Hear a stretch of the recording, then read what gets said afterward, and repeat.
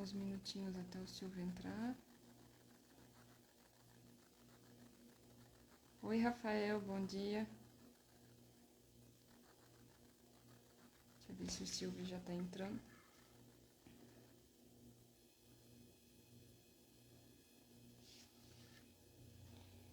Deixa eu ver aqui.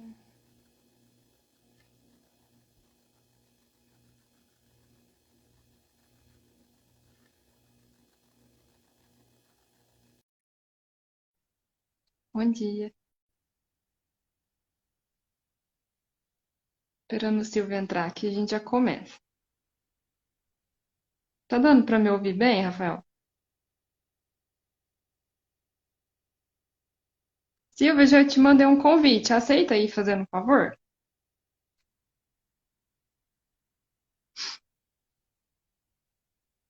Deixa eu ver aqui.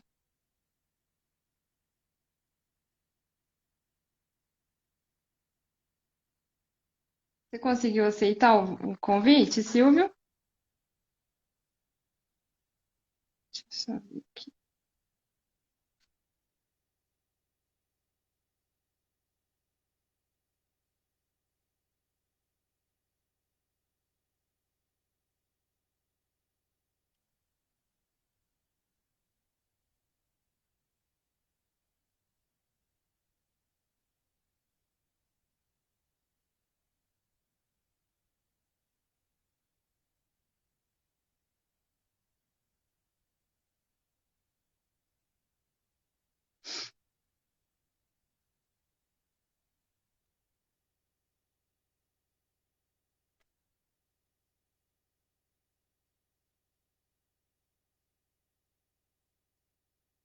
Silvio, me manda a solicitação que eu aceito aqui para você.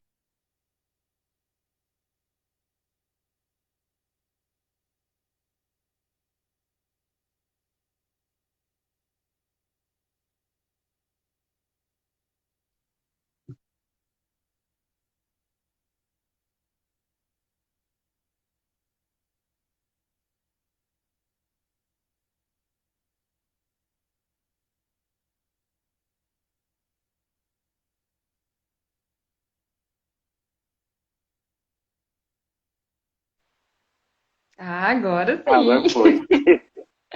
Tudo bem? Tudo bem, e você, Fê? Tudo jóia, que saudade! Então, quanto tempo, hein? Nossa, faz muito tempo, gente. Essa pandemia distanciou a gente demais, né?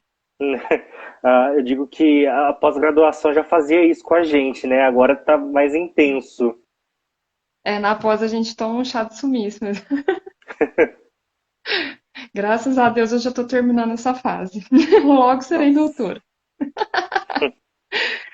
Bom, gente, já que tem mais gente aqui entrando, né? Oi, Elô. Eu vou me apresentar, né? Meu nome é Fernanda.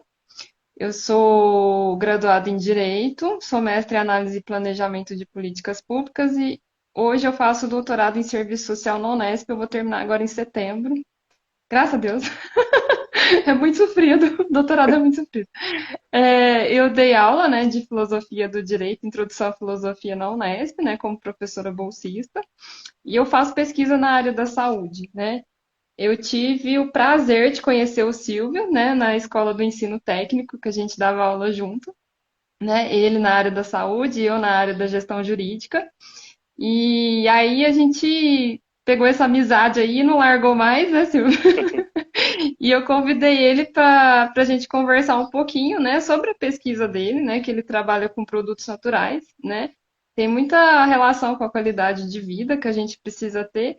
E qualidade de vida significa ter dignidade, né? Você viver bem, você poder ter uma vida boa, poder ser saudável e sendo saudável, você poder produzir, poder contribuir, né, para o desenvolvimento, não só pessoal, mas o desenvolvimento social, o desenvolvimento econômico. Então, assim, às vezes a gente pensa que a questão da alimentação, da forma como a gente vive a nossa vida, não tem tanta repercussão assim, mas tem, né, Silvio? Pode se apresentar.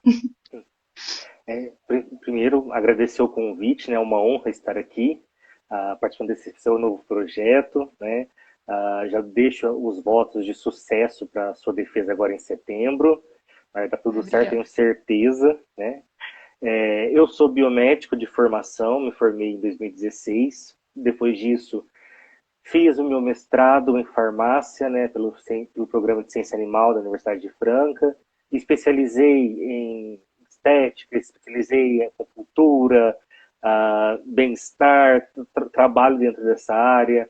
Né. Fiquei muito tempo como docente, né, alguns cursos de graduação. A gente tem o dever de, como bolsista, né, de estar acompanhando, de estar ministrando essas aulas.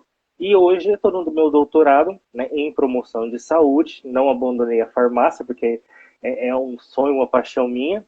Só que eu estou com um novo leque agora, né? Além de pesquisar sobre produtos naturais, que já era uma coisa que eu fazia desde da graduação, eu estou trabalhando com qualidade de vida, trabalhando com questões aí de vulnerabilidade, tentando conhecer um pouco mais dessas possibilidades, né?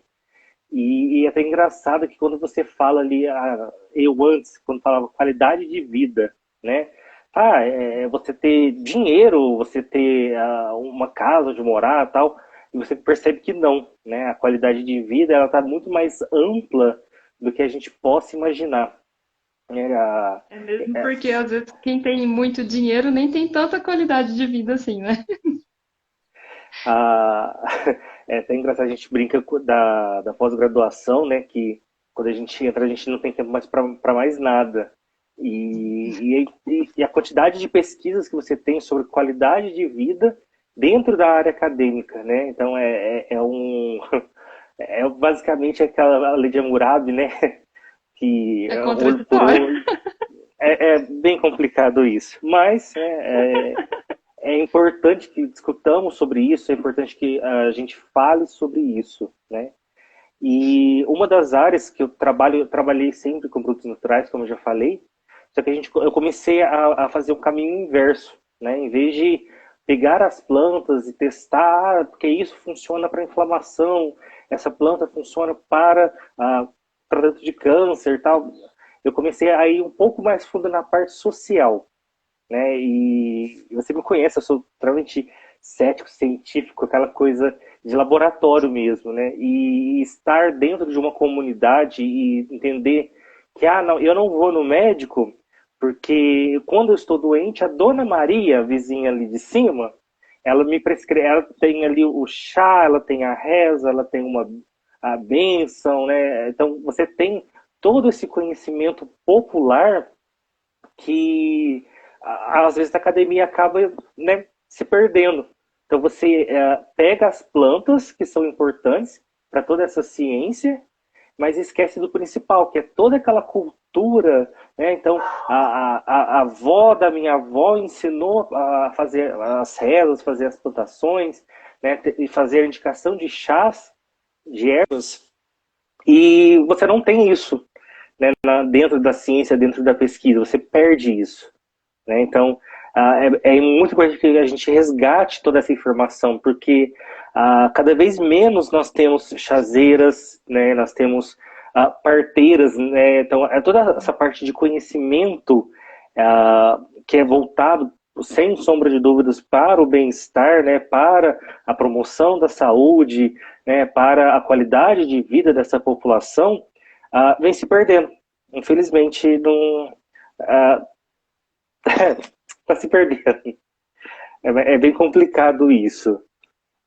Eu acho que é a dinâmica da vida que a gente vive hoje, né?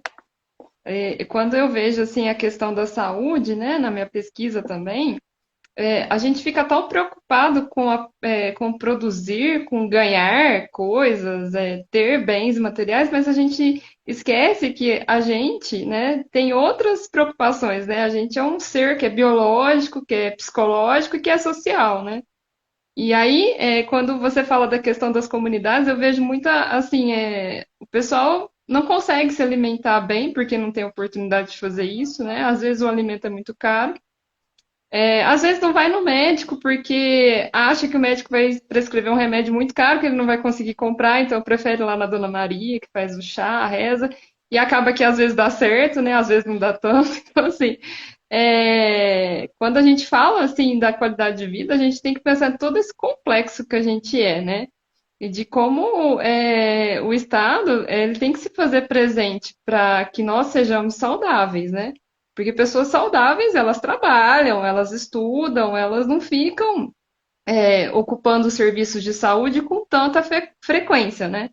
Então é assim, é bem complicado, né? E como é que você vê essa questão das comunidades, Silvia? Eu acho que falta muito conhecimento, né?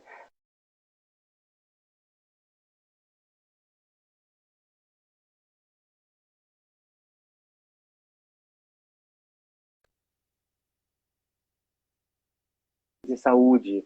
Eu tenho acesso à saúde, eu tenho acesso à medicação, eu tenho acesso a tratamento, mas será que toda a população sabe disso? A gente vê muito em epidemiologia, questões de gestão em saúde, o maior problema de saúde são os chamados pontos de emergência, né? As UPAs, os prontos-socorros. Por quê? Porque a dona Maria, que é diabética, que não faz acompanhamento lá na UBS da sua região, não faz acompanhamento com o programa de saúde da família, a diabetes sobe, ela tem que ir para o pronto-socorro. Né? Então, a gente está trabalhando com um processo tratativo, né, e não preventivo. E é extremamente importante que você tenha essa prevenção. Só que você tem, a população em si não acessa porque não sabe, né? A gente vê muito esse quadro de pandemia, a quantidade de pessoas que estão sofrendo com quadros de ansiedade, né? Quadros depressivos, devido ao turbilhão de notícias ruins que recebemos todos os dias, né? O isolamento, o afastamento social. Então, a pessoa, muitas vezes, ela vai sofrer até um ponto que ela vai precisar de um atendimento de emergência, né? E não procuraria uma UBS, não procuraria aí o programa de saúde da família por falta de conhecimento, por falta de saber que ela tem esse direito, né? E toda medicação, todo o processo ali, você tem, né? O Estado por si só, ele tem o dever de cobrir todo tipo de tratamento que você tenha, que você precise, né? Mas, às vezes, ir na Dona Maria é mais rápido, né? Então, é como você falou, tem vezes que a Dona Maria vai passar um chá, que é uma coisa simples, e vai resolver. Mas tem vezes que a Dona Maria não consegue resolver. E aí? Aí você tem diversos problemas, né? E uma coisa que a gente começa a perceber, que quando você tem um problema, eu sou um indivíduo e tenho um problema. Só que esse problema não afeta somente a mim. Né? Eu estou inserido dentro de um nicho, esse nicho familiar, dependente da sua formação familiar, ele atinge também todos os outros, seja economicamente, seja emocionalmente, mudanças de rotina. Então, tudo isso deve ser pensado, deve ser levado em consideração. Né? A qualidade de vida é uma coisa que é extremamente necessária. Então, você uh, trabalha demais, sente de menos, né? Se sentir no ponto físico, no ponto emocional, no ponto social. Né? Você não se diverte, você não tem acesso ali. Isso não dizendo no quadro de pandemia, né? Isso desde sempre. Você não tem acesso a lazer, a uma praça, a um parque ecológico. Você vai com a família fazer um piquenique, né? Os pontos são bem restritos. Você não tem acesso a bem-estar, né? A saúde, que a gente já comentou. Então, te falta várias coisas, né? E quando a gente fala, o bem-estar está muito além de só se sentir bem, né? A gente pega a situação de Franca, né? Então nós temos polos industriais e focos industriais, né? E quando você precisa ir trabalhar nessa área, o transporte público é extremamente precário, né? A quantidade de pessoas dentro de uma única lotação, isso antes pandemia, isso na pandemia e com certeza vai continuar pós-pandemia. Então, são muitos os processos que influenciam de forma negativa para a sua formação, para a sua qualidade de vida e principalmente para a promoção da saúde. E é assim, quando a gente faz essa relação, né, com a dignidade, as pessoas às vezes não têm assim muita noção, né, de que a dignidade é o maior direito que a gente tem, né? E você viver com dignidade é você poder ir trabalhar com tranquilidade, né? Você poder se desenvolver plenamente, né? Como pessoa, como profissional, como cidadão consciente, né? Às vezes a gente liga muito a questão assim econômica mesmo, né? Eu acho assim, não só a gente aqui no Brasil, mas em vários países do mundo, né? Eu já morei no Japão um tempo e lá o pessoal só preocupa com o trabalho de sempre vem em primeiro lugar, né? Não é à toa que é o país que é campeão, né, de suicídios, de doenças psicológicas. Então, assim, eu fico pensando assim, às vezes o brasileiro tem mania de querer copiar o que vem de fora, mas será que alguns modelos a gente quer pra gente, né? Será que isso funciona com a gente? Porque o brasileiro, ele é sociável, né? Ele é alegre, faz parte da nossa cultura, né? A gente gosta de estar com outras pessoas, a gente gosta de estar com a nossa família. A gente não tem essa disposição para ficar só trabalhando, só produzindo, e eu acho que, de fato, a vida não é só isso, né, Sil? E aí a gente poder pensar nisso como um direito que a gente tem, né, de se desenvolver e assim ter a nossa dignidade garantida, é muito importante, né? É importante que as pessoas tenham noção disso, de saber que não é só comprar a roupa de marca ou o tênis que ela quer, ou fazer assim, ter os bens que ela gostaria de ter, o carro que ela quer ter, que isso vai dar algum tipo de qualidade para ela. Porque a gente é muito além do material, né? A gente eu digo assim que a gente é mais a questão psicológica e social do que o material. Porque o material, uma hora você vai comprando, comprando, comprando, uma hora você já comprou tudo que você quis, né? Você se sente até bem com aquilo que você tá, né? Que você tem, que você conseguiu, que você conquistou. Mas às vezes aquilo não é suficiente, né? E aí que você começa a ter quadros de ansiedade, surtos psicóticos, que eu já vi, né? Muitas pessoas reclamando disso. E às vezes precisa utilizar o serviço de saúde, muitas vezes o público, né? Inclusive, eu acho que o particular também. Ele não oferece, né, de uma forma ampla essa questão do psicológico, né? Eu vejo muita questão, igual você disse, de tratar. Você fica doente, você vai lá na UPA, você pega o remédio e vem embora, né? Mas antes disso aconteceu um monte de coisa, né? Aconteceu muita coisa antes para que isso acontecesse, né? Teve uma live que eu fiz com uma amiga minha que é assistente social, ela falou assim, ó, a gente tem algumas determinantes na nossa sociedade que a gente tem que considerar, né? Às vezes a pessoa fuma 50 maços, né, 50 cigarros por dia, 50 maços é muita coisa, Muita mas coisa. 50 cigarros por dia porque ela não consegue acessar o serviço de saúde de forma plena, né? Ela não consegue se tratar psicologicamente, né? Ela não está bem com ela mesma, né? Isso daí a gente vê em todos os casos. Eu estou vendo alguns alunos meus aqui entrando, né? A Raquel também, que já fez live com a gente, que é uma enfermeira excelente. Assim, nessa questão da pandemia mesmo, profissional de saúde, tanto que ele foi sugado, né? Os estudantes, o quanto eles sofrem com o EAD que não foi preparado, o EAD que não foi gestado. Então, assim, a questão da qualidade da vida que a gente leva envolve tudo isso, né, Silvia? É uma coisa assim que é muito ampla, né? Que a gente não tem noção do quão amplo é.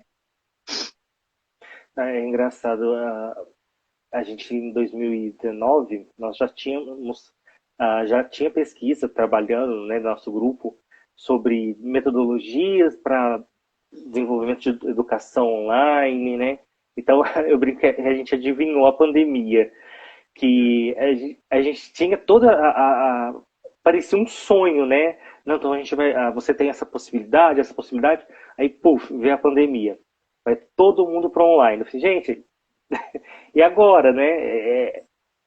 Assim, eu sou bem sincero, eu não sou muito fã, né? Não gosto de dar aula online.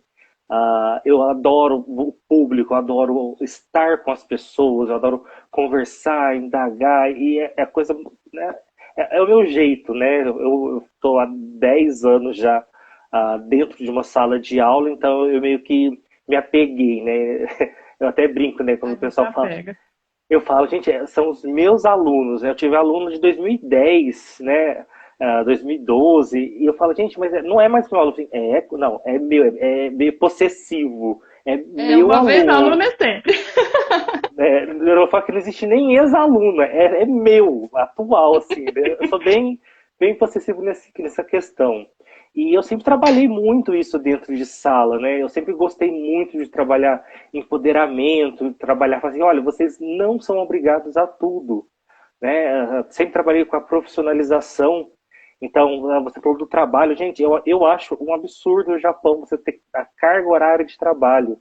Mas se você olhar para dentro dos hospitais, eu tenho pessoas que fazem 18 horas de turno, né? Faz um plantão de 12, mais 6 horas em outro lugar, ou faz um plantão de 12 horas. Gente, 12 horas para uma pessoa da enfermagem trabalhar ali com gente doente, gente morrendo todo momento, ainda mais nessa pandemia, é muito chocante.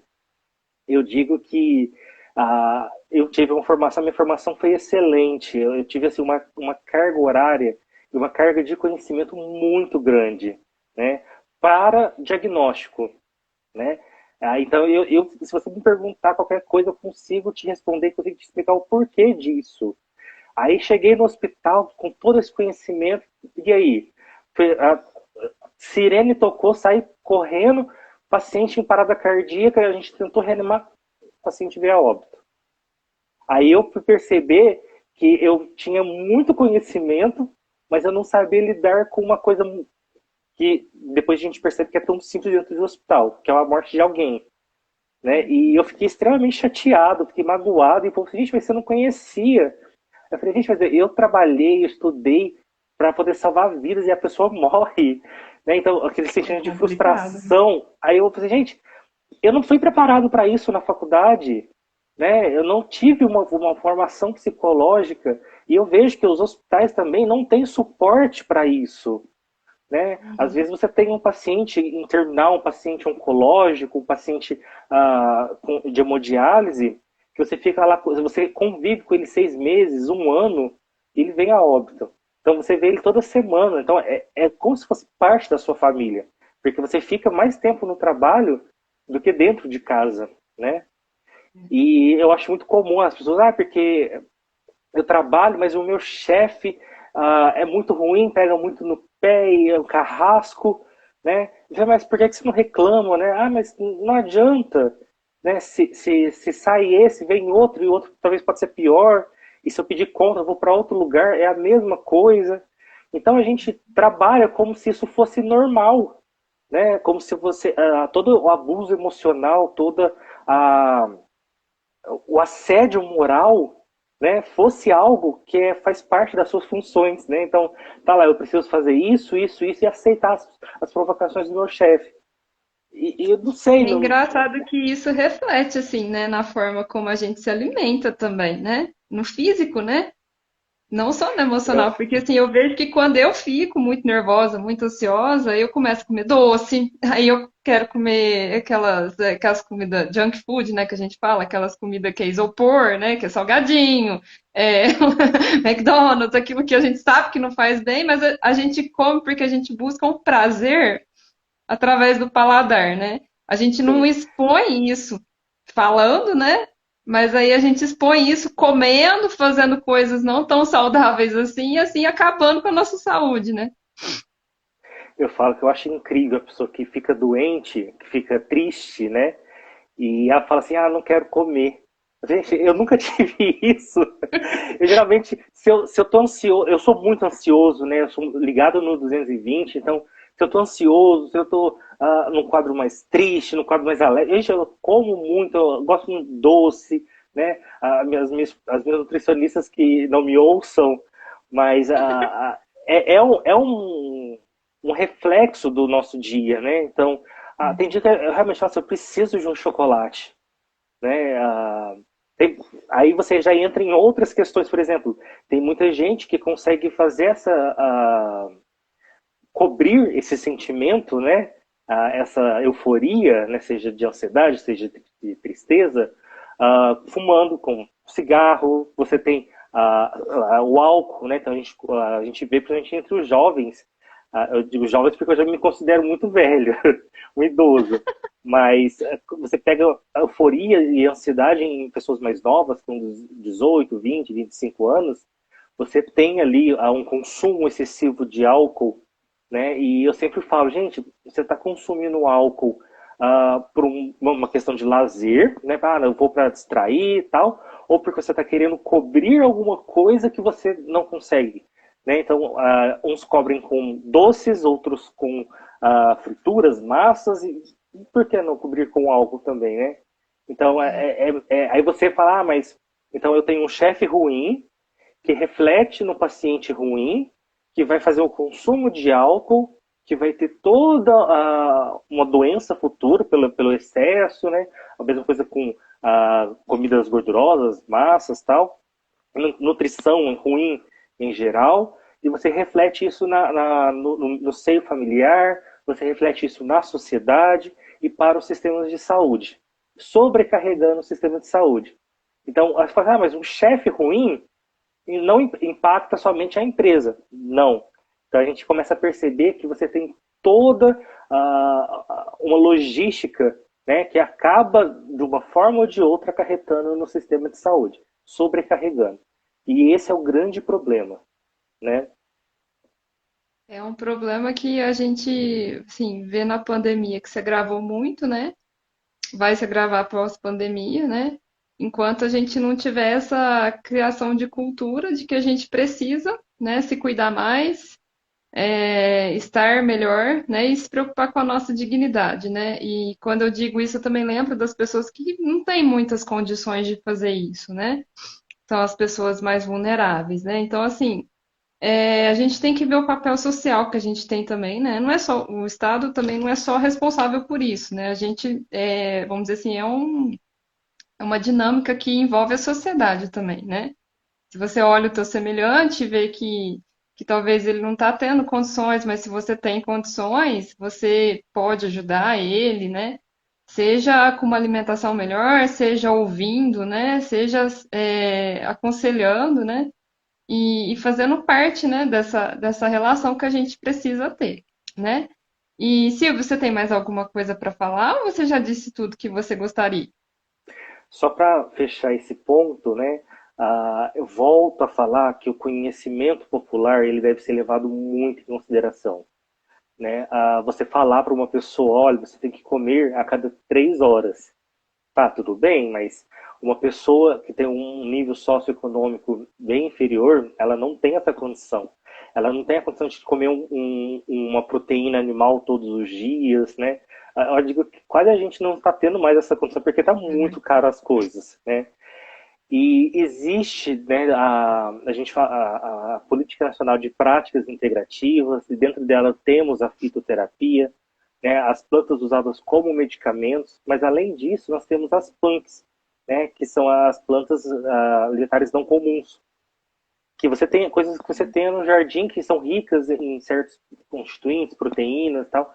Então, eu acho importante que a academia, né, saia ali dos muros da universidade, suba o morro, entenda o que é a sociedade, entenda quais as necessidades e como a gente pode agir de uma forma mais efetiva dentro dessas comunidades, né? Ah, mas isso não dá publicação. Não importa, É, né? não importa. A sociedade ela precisa da pesquisa, ela precisa da ciência, dando publicação ou não, né? Se infelizmente não der publicação, eu acho que o mundo está perdido, né? Então não tem muito sentido a gente publicar uma coisa que não chegue até a periferia, que não suba o morro, que não chegue nas favelas, que não chegue aos bairros menos favorecidos. Né? Então acho que para a promoção de saúde, para a promoção da qualidade de vida, né? E principalmente no nosso tema, a dignidade, a gente precisa entender o outro, trabalhar com o outro e saber como podemos ajudar de uma forma simples e com meios que eles possam ter acesso. Né? Acho que é o principal. Exatamente. A nossa ciência é feita para a sociedade. A gente não pode esquecer disso nunca, né? Sim. Tá, joia. Silvio, eu quero te agradecer imensamente. Quero dizer que eu tô morrendo de saudade depois dessa pandemia. Tá tudo certo. A gente vai se encontrar com certeza, viu? Com E eu certeza. vou te mandar depois o convite para minha banca de defesa de doutorado, né? Eu espero que você possa comparecer. Eu sei que seu dia é corrido, né? Mas se você puder comparecer, eu vou agradecer muito. Vou ficar muito feliz. Tá joia, Certamente. Silvio? Certinho. Tenha um bom dia, viu, Silvio? Até Bom dia, mais. obrigado pelo convite. Até mais. Tchau, tchau. Imagina. Tchau, tchau.